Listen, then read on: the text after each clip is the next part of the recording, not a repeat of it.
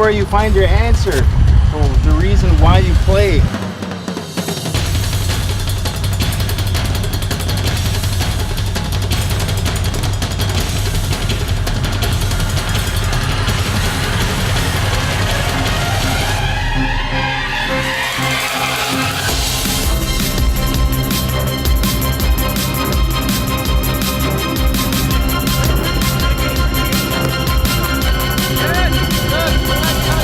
The way that this is evolved from year one is just tremendous. With the support of the Army National Guard and you know, the more kids, girls and boys that are showing up for this, it's really a special sight to be seen, and I was just wowed and had goosebumps. I really didn't know what to expect the first year. You know, I'd done a lot of lacrosse camps and seen the camp. You know, you think, it's just gonna be another lacrosse camp, but it was way more than that, and more of a life camp. So, and just to see how it's grown and how the kids have grown in 4 years, it's pretty amazing. It's pretty special camp we have going here. All of us come from different areas of not only the country, but also different walks of life. And you come here and it's this just instant welcoming belonging, a sense of belonging that's just that's phenomenal. Yeah, interesting to see how personal they take it here at the reservation, everything that they do, that they're trying to do something that encourages kids just to get active, and lacrosse is one of those vehicles for them. They just want their kids doing that instead of on the computer in front of the TV. I love television, all those things. And then so you've got this great confluence, and you've got the National Guard, the military up here supporting A, that lifestyle, and B, with the classroom discussions that they stimulate about ways that you can better enhance and live a healthier life, and then the swarm with their expertise for the sport of lacrosse. It's kind of the perfect storm. The opportunity we had to give them some lifelong skills with career direction, the National Guard opportunities, and goal planning. It's been great watching the kids get involved. It actually opened up their eyes a little bit to realization. When I look around, I see one child that maybe wasn't killed in a drive-by shooting because he wasn't hanging out with gang members on his reservation.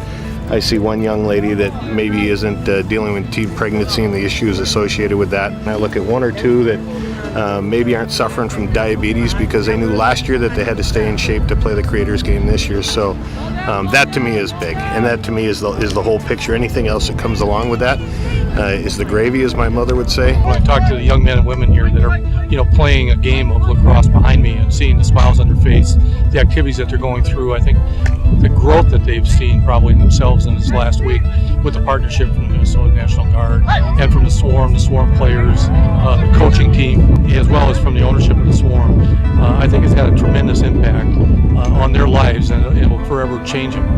To have that general come up and visit this community, visit this camp, and pretty much put his seal of approval on the camp, that sends a pretty strong message that he likes what he sees here, that he's really impressed with what he sees here, and he agrees with what he sees here. And I think that that tells the community that there is a great program coming out of the Fond du Lac community. To have the general here today was pretty special. Just getting to meet him, and him actually recognizing us on the Swarm and whatnot was a pretty special feeling. Well, that was impressive. That was one of the coolest things I've ever seen. They flew in the Black Hawk, and General Nash is a big supporter of coming out here and witnessing firsthand what's going on out here.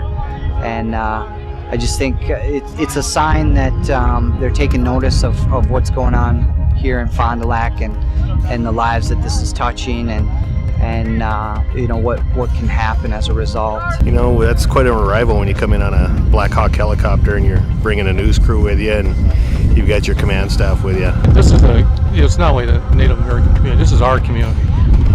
The young men and women that it represents, the people that live here, work here.